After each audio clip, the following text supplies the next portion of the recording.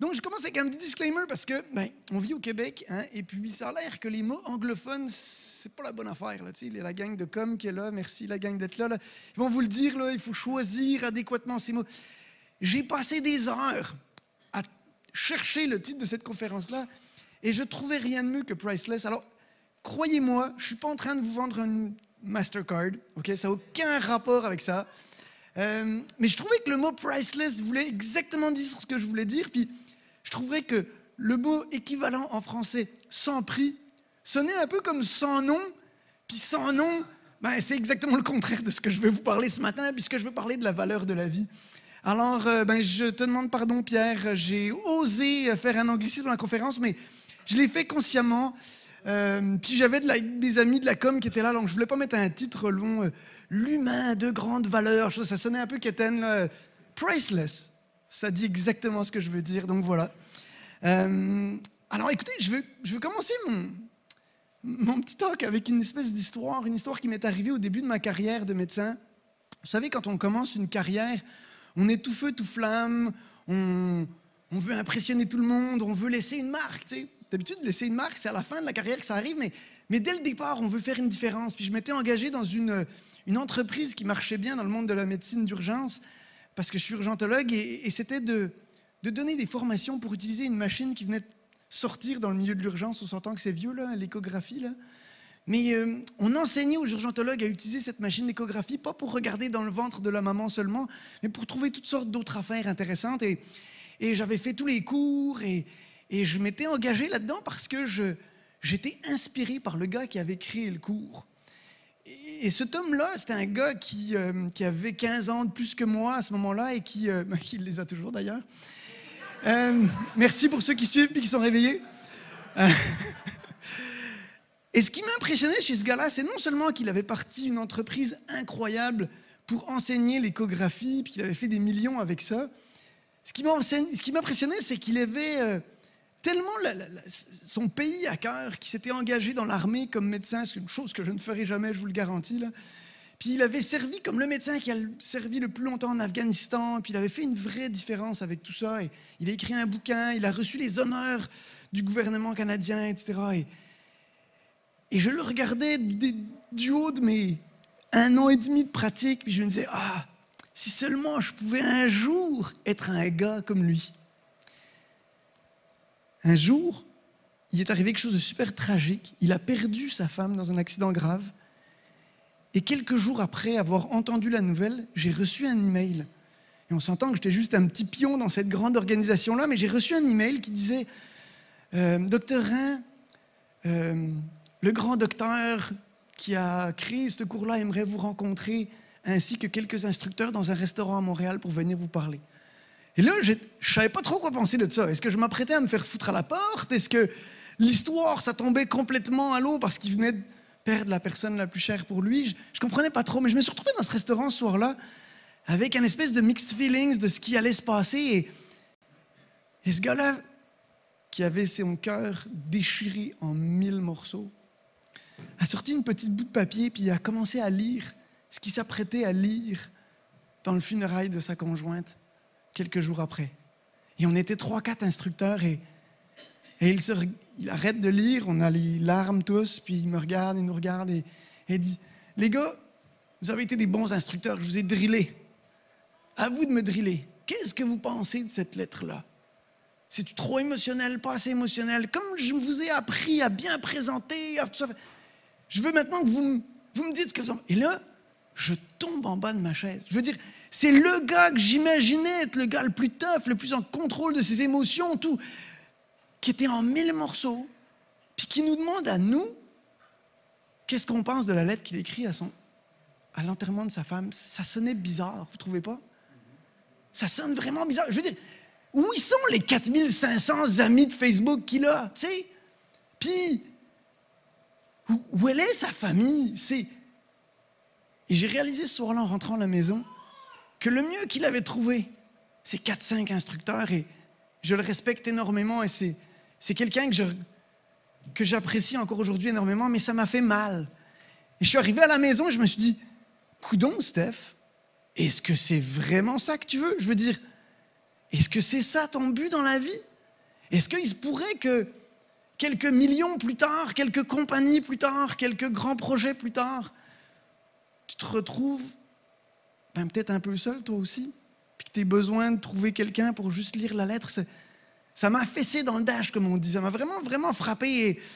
Et je me suis dit, qu'est-ce que c'est que cette histoire-là? Je veux dire, est-ce que je cours après la bonne affaire? C'était ça ma vraie question. Et puis, à commencer à regarder tout ça, je me suis dit, ouf, c'est pourquoi que je cours après toutes ces affaires-là? Tu sais, pourquoi c'est si important pour moi de laisser une marque? Pourquoi c'est si important pour moi de faire cette différence-là? Et j'ai réalisé que tout tournait autour de la valeur que je me donnais.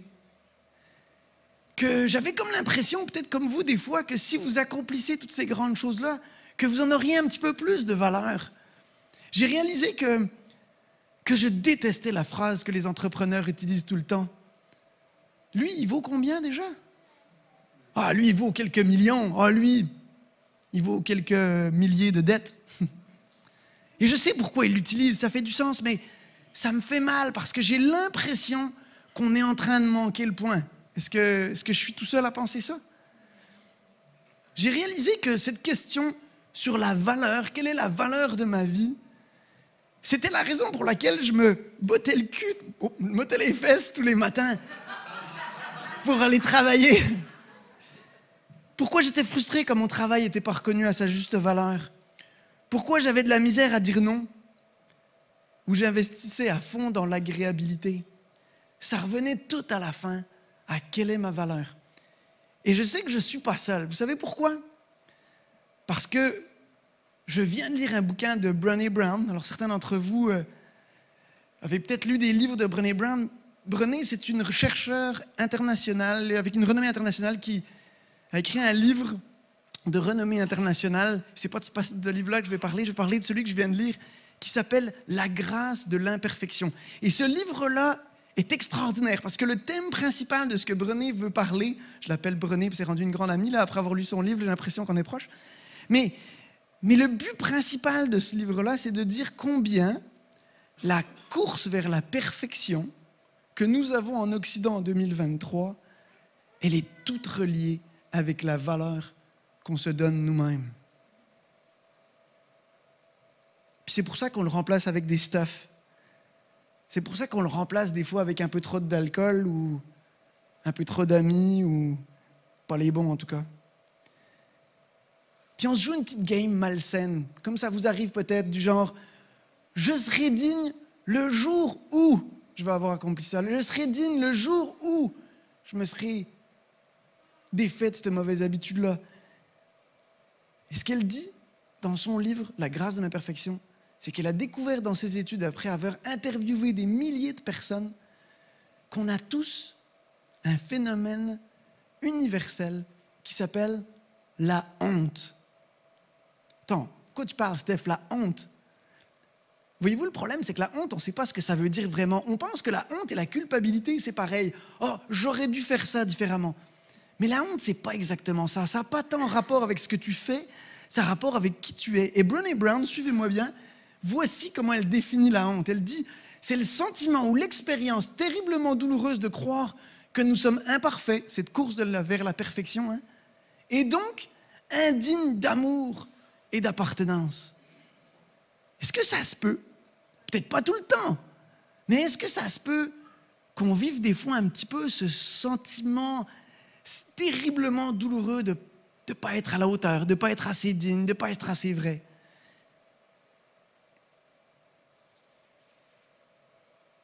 Voyez-vous, même les plus grands narcissiques de ce monde ont une très, très grande fragilité.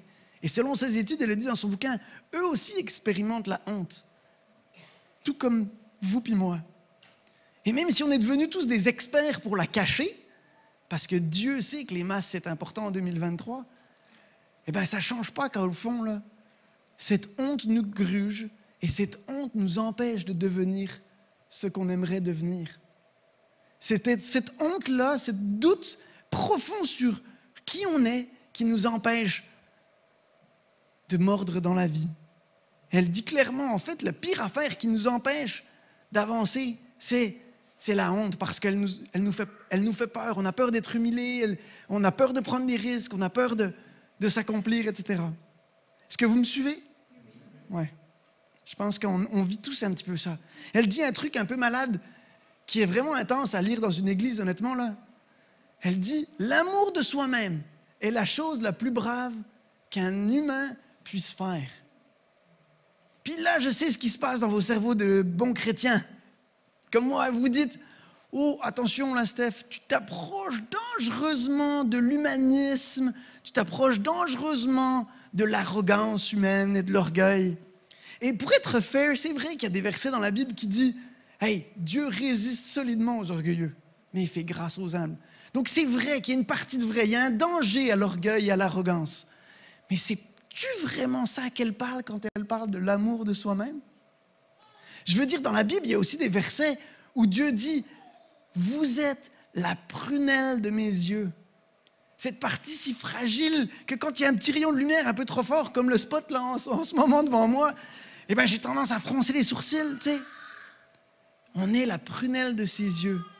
On est une perle de grand prix. Jésus raconte comme quoi une femme a perdu une pièce d'or et son plus grand rêve, c'est de la retrouver. Puis ce qu'il dit à ses disciples, c'est, vous savez, c'est qui la pièce d'or? C'est vous, les gars. C'est vous puis moi. C'est vous puis moi dans cette salle aujourd'hui. Il dit aussi ça, Jésus. Il dit, aime ton prochain comme toi-même. Qui n'a pas entendu cette phrase-là, hein? Excellent comme verset, parce qu'on n'arrête pas de penser. Il dit, hey, on devrait s'oublier soi-même pour aider les autres, pour penser aux autres, right? Ben, peut-être pas tant que ça, regardez. Il faut s'aimer soi-même pour avoir quelque chose à donner à l'autre. C'est comme si c'était indissociable. Peut-être qu'on a erré trop dans le domaine de l'oubli de soi et de la... Peut-être qu'on aurait besoin de retourner à une juste valeur de ce qu'on est, de ce qu'on représente. J'aime beaucoup ce verset-là dans la Bible où David dit quelque chose de vraiment incroyable. Il dit « Je te loue de m'avoir fait une créature si merveilleuse. » Hey, trouvez-vous que ça sonne arrogant à votre goût, ça? Une créature si merveilleuse? On s'entend que... Hey, hein? Bon, si j'avais des gros muscles comme Simon, peut-être, là, mais tu sais, une créature si merveilleuse. Ce que j'aime dans cette phrase-là, dans ce verset-là, c'est que David reconnaît quelque chose qui est vrai, sans être arrogant pour autant. Voyez-vous, il entoure le verset en disant, en passant, si je suis une créature merveilleuse, c'est grâce à toi, c'est toi qui m'as fait comme ça, puis en passant, je suis capable de le reconnaître. Et donc, il y a quelque chose dans cette façon de s'exprimer qui est juste, la juste valeur. Et je trouve que ça manque dans nos églises, où des fois on se flagelle, des fois en disant « Ah, je suis petit, tu sais, l'humilité. » Mais c'est important, l'humilité. Attention, ne me faites pas dire ce que je ne dis pas. Puis de l'autre côté, il dirait hey, « Nous, on est la plus grosse église, la plus forte, tous les gens sont les plus beaux. » Tu sais, c'est comme les deux extrêmes. Est-ce qu'on peut vivre la juste valeur? Et donc, la question que j'aimerais traiter avec vous ce matin, c'est quelle est ma juste valeur? Et je me mets dans vos culottes aussi avec vous en disant, on a tous cette question à se poser là, parce que si on se la pose, ben, ça va nous aider, si on se la pose, à vivre la vie pleinement, à sa juste valeur, à savoir comment faire des choix difficiles, peut-être des fois à dire non, peut-être avoir le courage de faire certaines choses parce qu'on sait ce qu'on vaut. J'aime cette confiance illimitée que David avait quand il a dit « Je suis une créature merveilleuse », tout en reconnaissant que c'est le Seigneur qui l'a fait. Est-ce que vous sentez la sensibilité de la juste valeur? C'est vers ça que j'aimerais qu'on aille ce matin. Puis je vais vous dire, je ne suis pas un grand expert en psychologie, mais je suis sûr d'une affaire. C'est qu'on a tous des petits moments de doute à l'intérieur une fois de temps en temps. Qu'on soit un gars médaillé, qu'on soit olympique, qu'on soit une jeune femme qui a écrit des livres, ou qu'on soit une maman monoparentale, ou qu'on soit toi et moi, c'est ça qui va faire la différence. Si on comprend comment Dieu nous voit, quelle est notre valeur pour vrai. David va plus loin dans ce verset-là ou dans ce chapitre que je vous ai montré. Il dit comme ceci, voici ce qu'il a découvert, voici le secret de sa confiance illimitée. Il dit, Dieu, tu me sondes et tu me connais. Toi, tu sais quand je m'assieds et quand je me lève. De loin, tu discernes tout ce que je pense. Ce qu'il est en train de dire, là, c'est que s'il y a bien quelqu'un qui serait au fait de me dire c'est quoi ma juste valeur, c'est bien toi. Parce que toi, tu sais quand je m'assois, quand je me lève, tu sais à quoi je pense. Je veux dire, tu me connais pour vrai, là. C'est toi qui m'as fait. Puis pas que ça, il dit ensuite, tu m'entoures par derrière et par devant, puis tu mets ta main sur moi. L'air de dire, je suis précieux pour toi. Donc non seulement tu me connais bien, mais en plus, you care about me. T'es concerné quand tu penses à moi. D'ailleurs, il s'arrête là, il fait une pause, puis il dit, hey, en passant, je trouve ça solidement capoté que toi, le grand Dieu de l'univers, qui tient toutes les ficelles, là, que tu arrives à mettre ta main juste là, sur mon cœur. Donc là, tu sais de quoi je suis fait, tu sais, parce que tu m'aimes, combien j'ai une valeur extraordinaire à tes yeux, puis il rajoute ensuite, en plus de ça, tu étais là depuis le tout début, tu m'as fait ce que je suis, tu m'as tissé dans le ventre de ma maman. Mon corps n'était pas caché à tes yeux. Quand dans le secret, je fus façonné et tissé comme dans les profondeurs de la terre.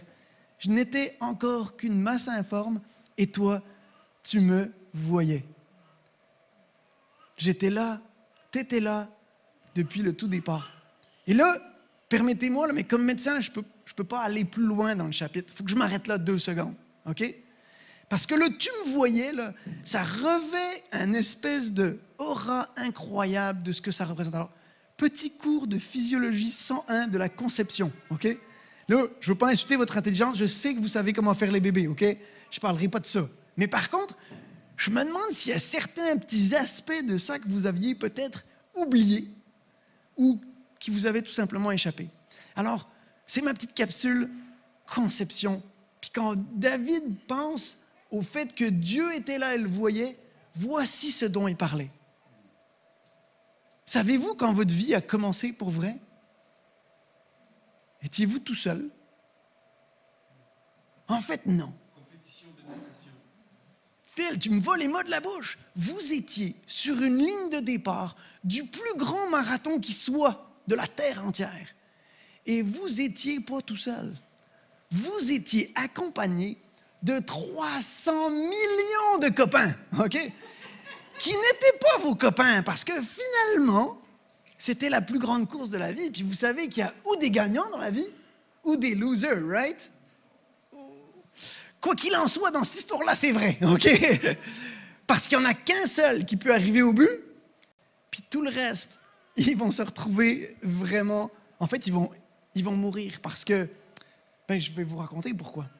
Donc, 300 millions de personnes. Et au moment donné du coup d'envoi, vous vous retrouvez propulsé dans la plus grande course de votre vie. Avez-vous une idée? La taille d'un spermatozoïde, c'est 55 micromètres. Donc, micromètre, prenez 1 mètre, vous le coupez en millions. Ça, c'est dur, parce qu'on ne travaille pas en métrique ici tellement, donc ça ne vous parle pas. Je dis ça, mais j'ai aucune espèce d'idée, ça ferait quoi avec des pouces, là? OK. Ouais. Oui, non, je sais bien, mais je ne ferai pas le calcul, là. Non, mais par contre, vous vous rappelez les règles que vous alliez à l'école? Les millimètres. Hein? C'est les 2 petits traits, là, sur la règle, tout proche. Vous divisez ça par 1000, puis ça vous donne 1 micromètre. Ça va? Ça vous donne une idée? On s'entend que c'est pas gros. On est-tu d'accord? Et donc, 1 micromètre, le spermatozoïde, il est 55 micromètres, le corps sans la queue.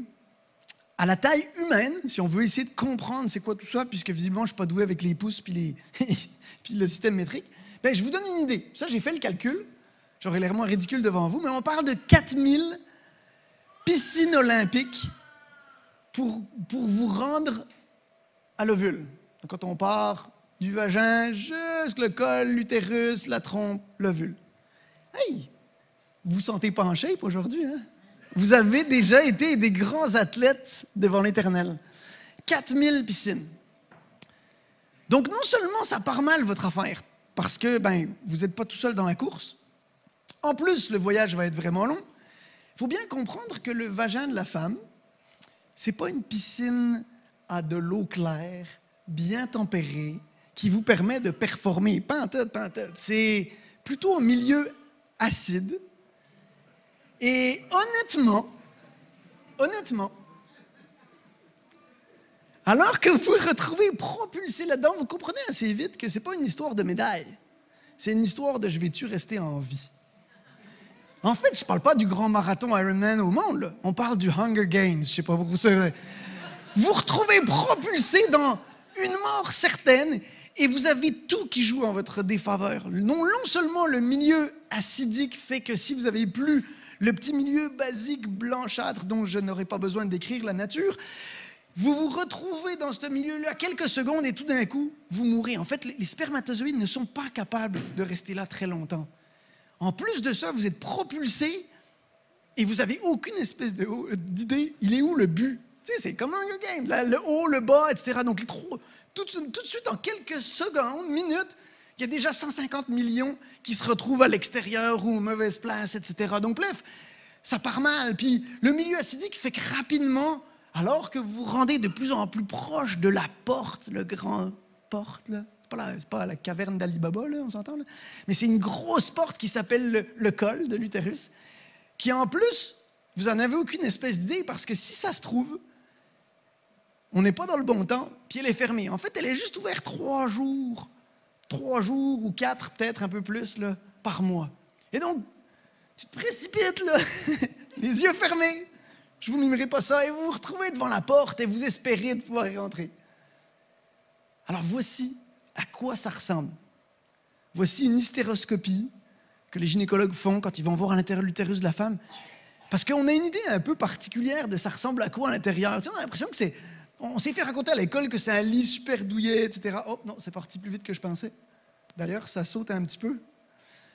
Mais en fait, c'est pas un lit super douillet. Le col, là, c'est un labyrinthe. C'est quoi l'autre film, là? Où les gars se retrouvent dans le labyrinthe, la porte, ils se ferme tout le temps, j'ai oublié. C'est la même affaire. Ouais, ben c'est le labyrinthe. Ouais, bon, en plus, le gars, il ne sait pas compter. Tu sais, en plus, il ne connaît pas ses grands classiques. Donc, bref. Voici à quoi ça ressemble, un col. On va essayer, espérer, là. Ouais, non, mon vidéo bug, là. On aurait dû checker ça. Donc, vous retrouvez rapidement dans toutes sortes de petites cryptes, perdues un petit peu. C'est très, très profond. Ça me fatigue vraiment. Ouais, non, mais je pense que ça va marcher. Je vais juste cliquer sur le deuxième vidéo. Parce que, donc, les spermatozoïdes se retrouvent dans cette espèce de grand labyrinthe. J'y vais, je m'essaye. Et vous allez voir qu'il y a plein de petites cryptes, il y a plein de petits trous. Et donc, c'est facile de se perdre dans un col. Voyez-vous les espèces de des petits trous un peu partout, puis les fentes.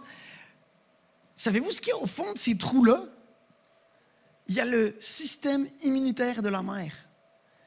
Et vous, puis moi, quand on a suivi la grande course, regardez ça, tu te retrouves coincé là, à cet endroit-là, tu touches la paroi. Au moment donné où tu touches la paroi, il y a des macrophages, vous savez, les killer cells, des gros globules blancs qui arrivent, puis qui détectent, hey, ça vient de l'extérieur, ça. Dead. Mangé tout cru. Ah non, c'est de la folie, cette affaire-là, là. Il fallait quand même le souligner. Il ne fallait pas que David aille trop vite dans ce psaume 139. Là. Il fallait quand même souligner ça.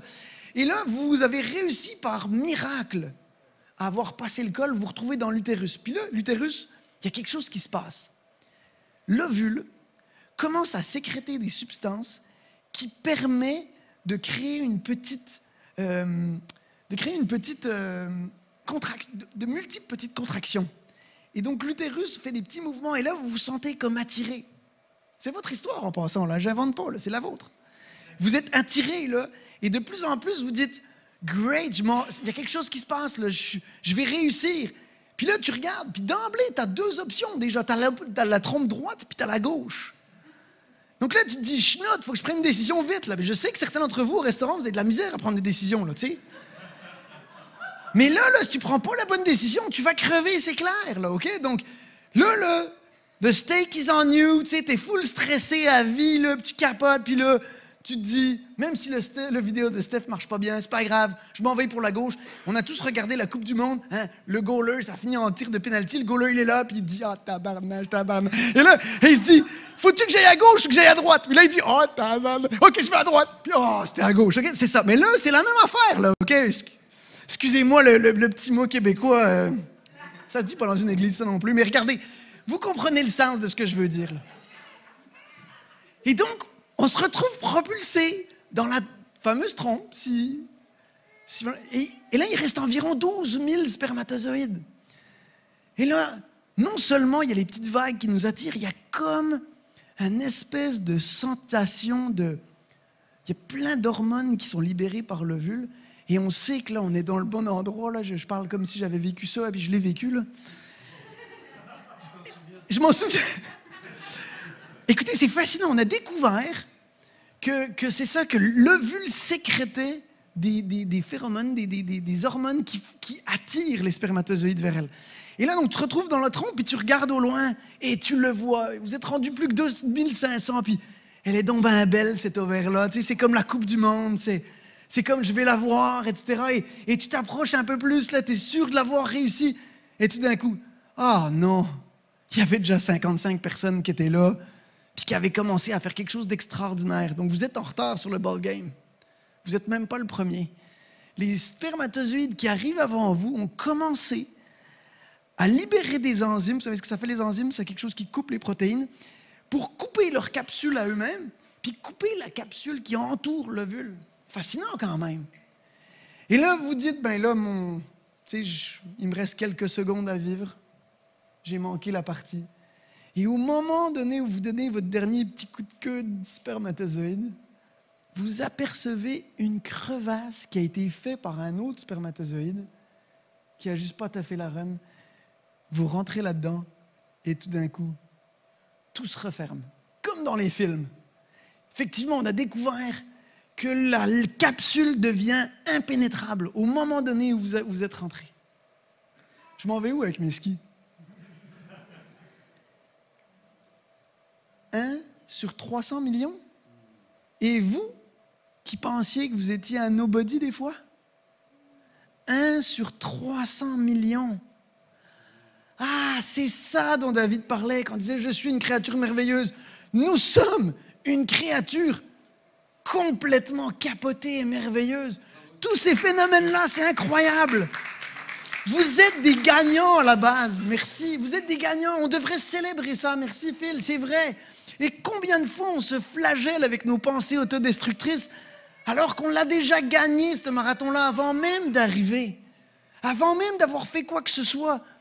On n'a pas besoin de rien faire. On est ça. Et tout ce temps-là, le Père regardait. Il regardait, il te voyait, il savait qui tu es. Il savait que c'était Simon. Il le savait que c'était Hugo Désiré. Et imaginez la joie dans le cœur du Père qui a fait que tout ça, ça a fonctionné à la perfection. Même le fait que vous n'êtes pas arrivé le premier. Qu'il y avait une place pour vous. Vous n'avez encore rien fait dans votre vie. Et pourtant, il vous voyait et il vous aimait déjà. Comprenez-vous un petit peu mieux pourquoi le Père, ce même Père-là qui voyait dès le départ, a décidé d'envoyer sur la terre la personne qui était le plus précieuse à ses yeux, son Fils unique, pour nous réconcilier avec lui. Je veux dire, il nous a payé avec un prix incroyable. Pourquoi? Parce qu'on a une valeur incroyable. Ce n'est pas un hasard. À ses yeux, on vaut énormément. Et il était prêt à donner ce qu'il avait de plus cher pour racheter ça, pour nous reconnecter avec lui.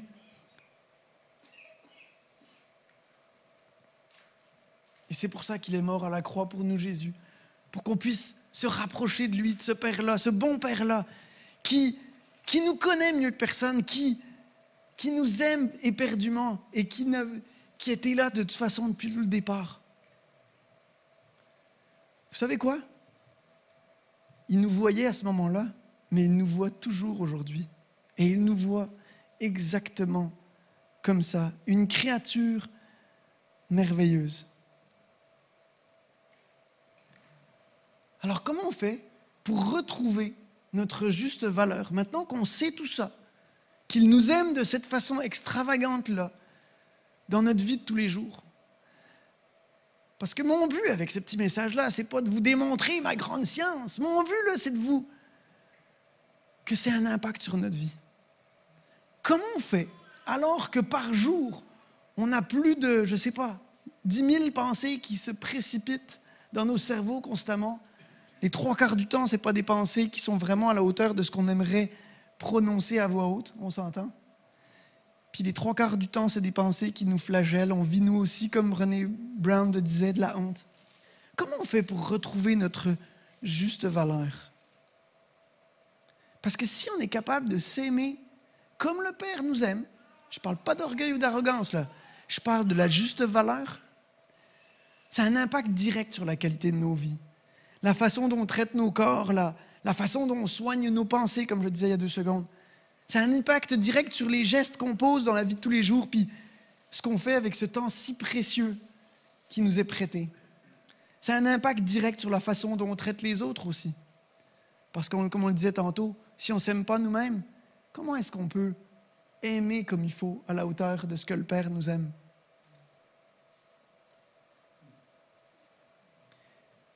Et je pense que David nous donne la réponse dans la fin du psaume 139, puis j'aimerais qu'on regarde ça ensemble. Voici ce qu'il dit. Il dit à la fin de la journée, là, je reconnais bien, je suis une créature merveilleuse. Mais malgré ça, je veux que tu me sondes, ô Dieu, que tu pénètres mon cœur, que tu m'examines et que tu pénètres ces pensées qui me bouleversent. Voyez-vous, David aussi avait ces pensées négatives-là. David aussi s'auto-dévalorisait. David aussi menait les mêmes genres de combats que vous puis moi on mène. Il sait très bien. Mais il fait le choix conscient de dire à Dieu, sonde-moi. Voyez-vous, sonder quelque chose, là, c'est quelque chose qui n'est pas naturel, inné, facile, qui prend du temps.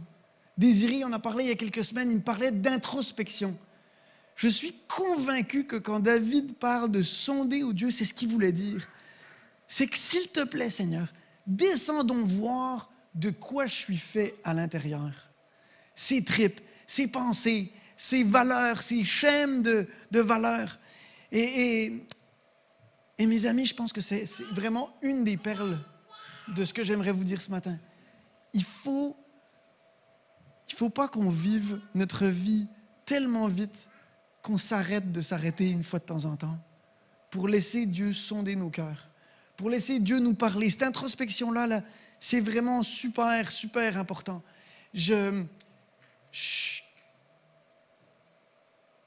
Le bébé dort.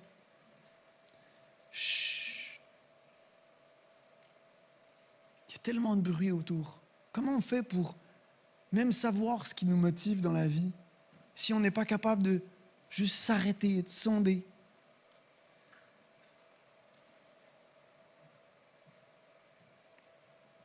Donc David dit, tu sais quoi? Même si j'ai tout réussi dans ma vie, parce qu'en passant, ce gars-là, là, ce que vous ne savez peut-être pas, c'est que c'était un des plus grands rois de l'histoire du royaume d'Israël, un des hommes les plus riches de la terre. Il a accompli des trucs incroyables, comme gagner sur le grand Goliath. Hein, vous avez entendu parler de cette histoire-là.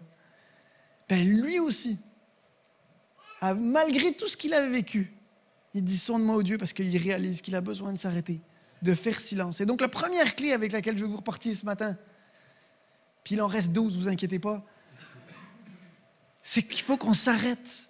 Il faut vraiment s'arrêter pour écouter. Puis la deuxième partie de ce verset-là,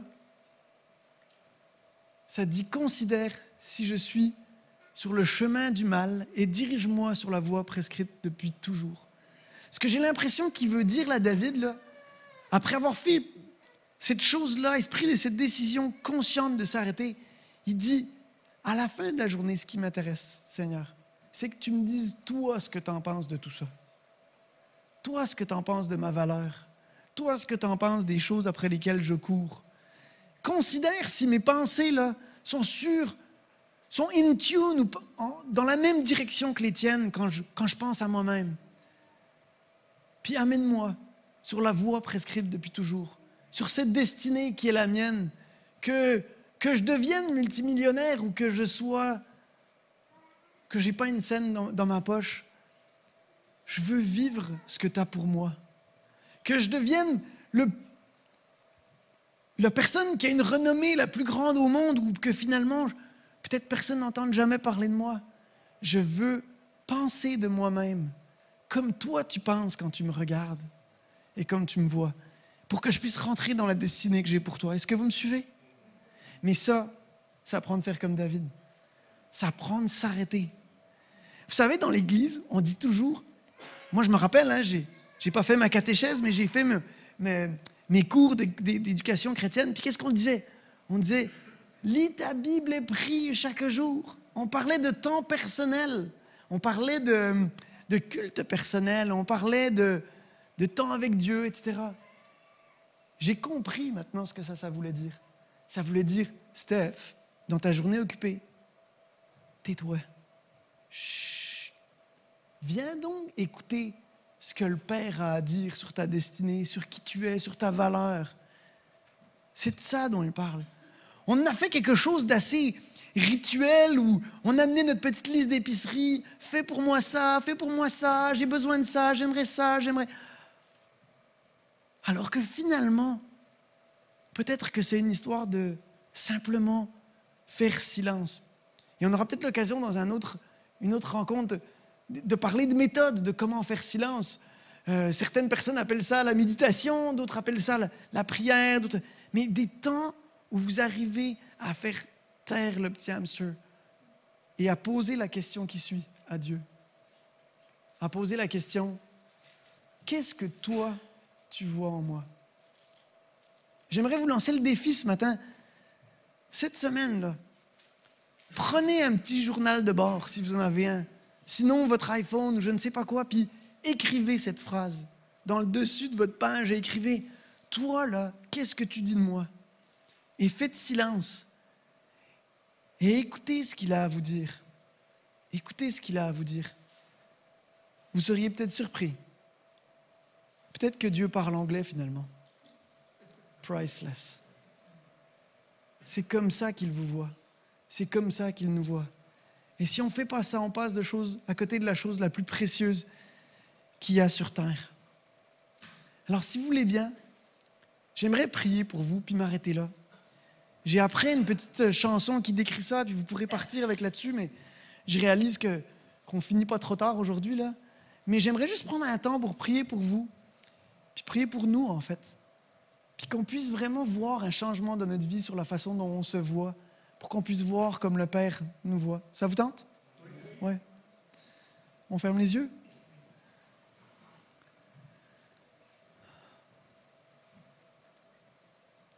Père, je te remercie parce que tu nous connais mieux que personne. Merci parce que tu nous connais par nos noms.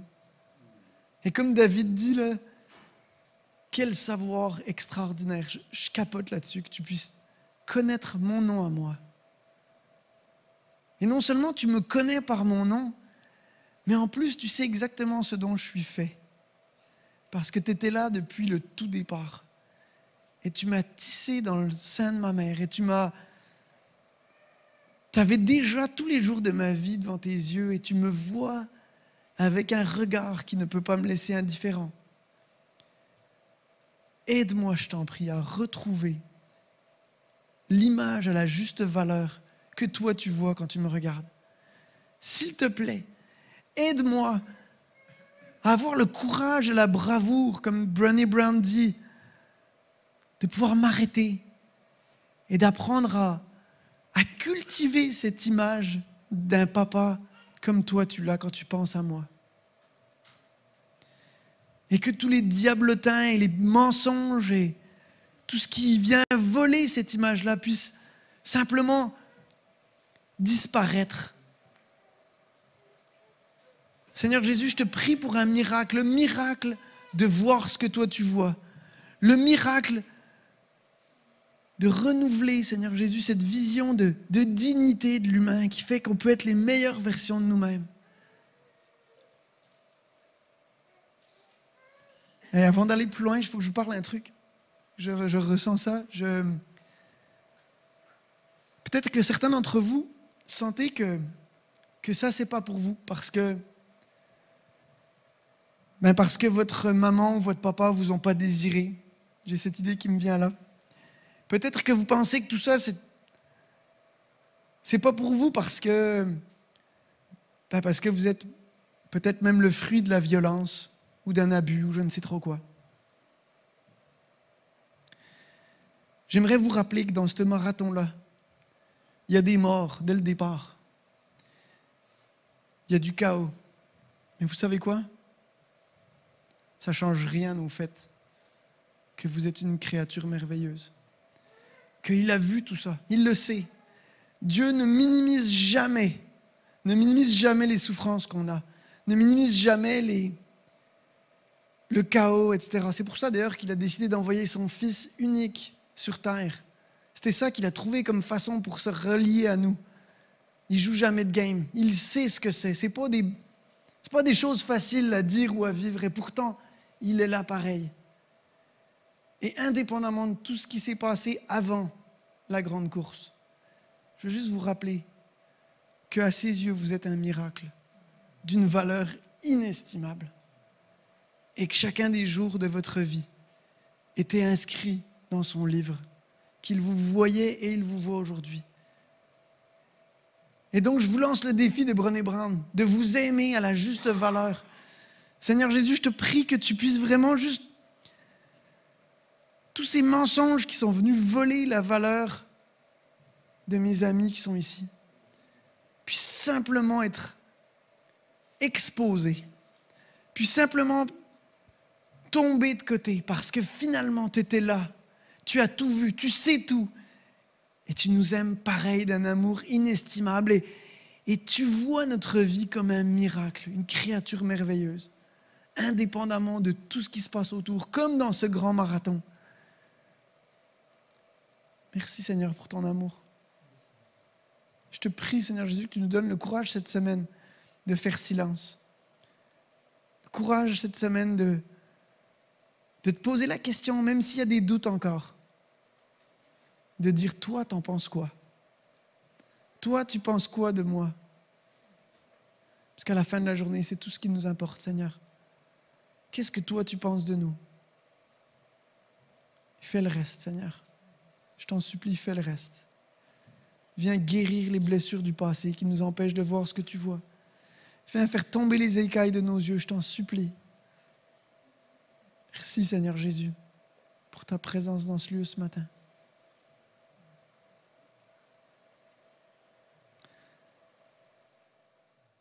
Amen.